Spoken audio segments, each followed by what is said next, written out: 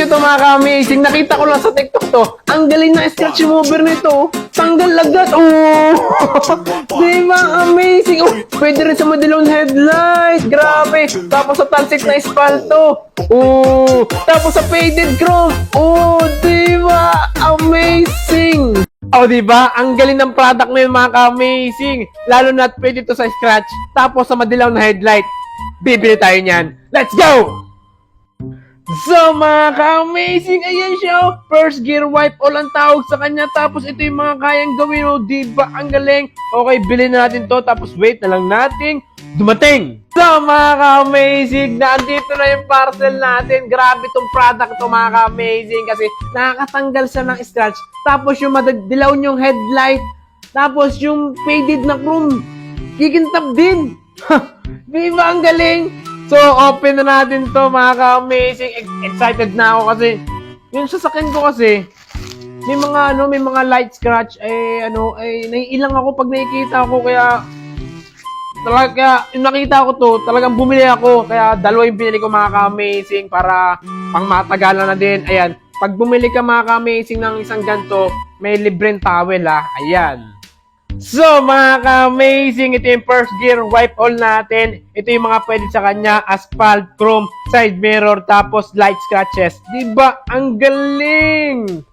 So, mga ka-amazing, open natin yan para makita natin yung loob.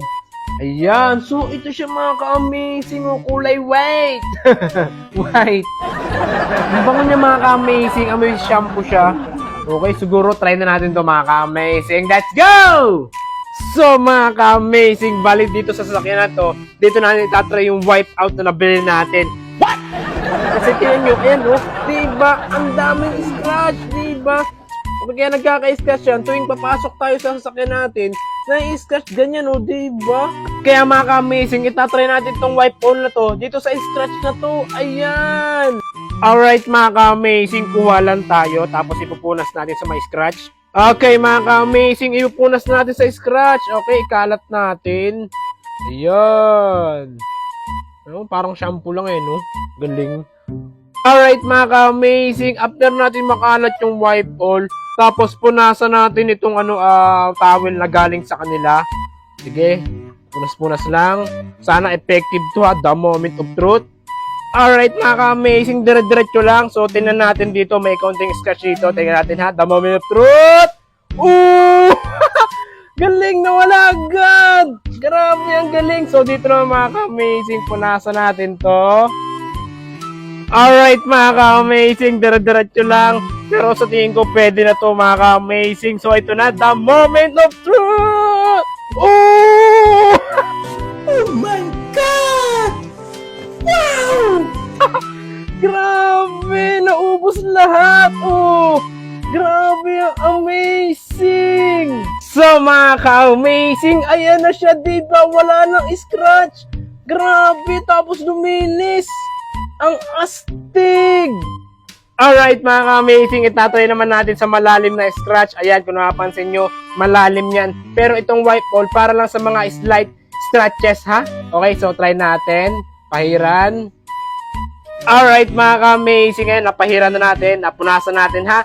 Ito mga ka-amazing, para lang to sa mga light scratches ha. Hindi to pwede sa malalalim, pero sinubukan pa rin natin ha.